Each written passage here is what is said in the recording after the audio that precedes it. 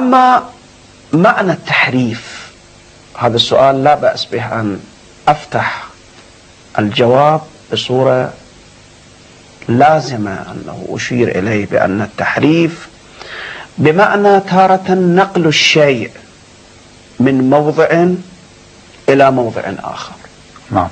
والتحريف بهذا المعنى واقع في القرآن باتفاق المسلمين، ويدل عليه الآية الشريفة: بسم الله الرحمن الرحيم، من الذين هادوا يحرفون الكلمة عن مواضعه.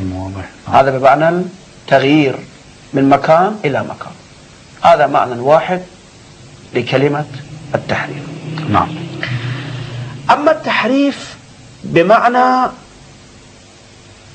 الثاني، بمعنى النقص أو الزيادة بكلمة أو بكلمتين، أو التحريف بمعنى النقص أو الزيادة في الحركات، علما بأننا نشير إلى التحفظ على نفس القرآن. نعم. أنا أشير في بداية المطلب وفي نهاية المطلب إلى هذه الكلمة المهمة: مع التحفظ على نفس القرآن المنزل نعم. على قلب نبينا محمد صلى الله عليه وآله. ونرى بأن التحريف بهذا المعنى كما عن صاحب كتاب البيان قد تحقق في صدر الإسلام، وقد تحقق في عصر النبي، وقد تحقق في عصر الخلفاء. ومما يدل على إثبات التحريف بهذا المعنى بأن الخليفة عثمان قد أحرق جملة من المصاحف، وهذا ثابت عند المسلمين وبإجماع المسلمين.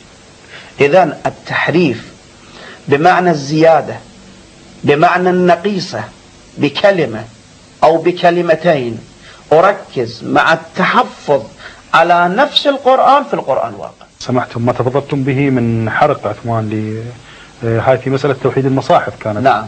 نعم. وتوحيد المصاحف ليست مسألة أنه تدوين القرآن، ولكن توحيد القراءات على قراءة واحدة بهذا الاعتبار. أي خالف. نعم. باعتبار أنه حصل فيه زيادة وحصل فيه نقيصة. نعم.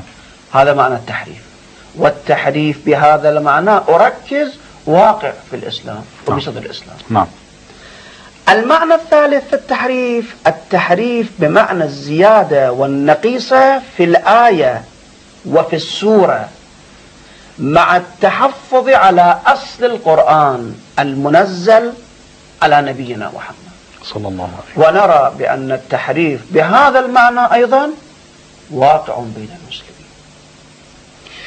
والآخر التحريف بمعنى الزيادة بس، لا الزيادة والنقيصة، التحريف بمعنى الزيادة بأي معنى؟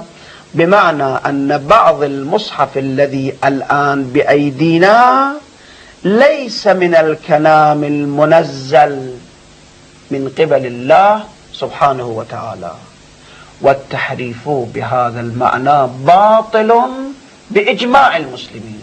نعم. لماذا؟ لأن المسلمين والشيعة الإمامية الجعفرية تعتقد بأن القرآن الموجود الآن بأيدينا، سوف نتعرض إلى ذلك إن شاء الله، هذا القرآن نفس القرآن الذي نزل على نبينا رسول الله. نعم صلى الله عليه وسلم. نعم. والمعنى الثالث والمعنى الرابع للتحريف أو الخامس للتحريف، التحريف بمعنى النقيصة. السابق قلنا التحريف بمعنى الزيادة. نعم. الآن نقول لا، التحريف بمعنى النقيصة. بأي معنى؟ بمعنى أن المصحف الذي الآن بأيدينا لا يشتمل على جميع القرآن الذي نزل من السماء، بمعنى أنه قد ضاع جزء من هذا القرآن. والتحريف بهذا المعنى الأخير قد وقع الخلاف فيه بين الشيعة والسنة.